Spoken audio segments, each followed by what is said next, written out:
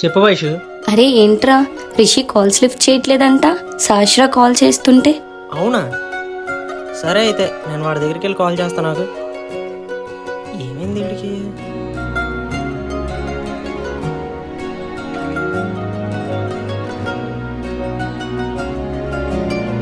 ఎరా, సాసరా కాల్ చేస్తుంటే phone lift చేయట్లేదంట. తర్వాత మాట్లాడదాంరా. ఏంట్రా? అరే తను అక్కడ బాధపడుతుందిరా.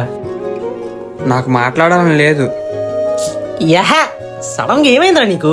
నేనెవరో తెలుసు కూడా, నాతో ఆడుకుంది. ఆడుకుందా అంటే ఏంటి?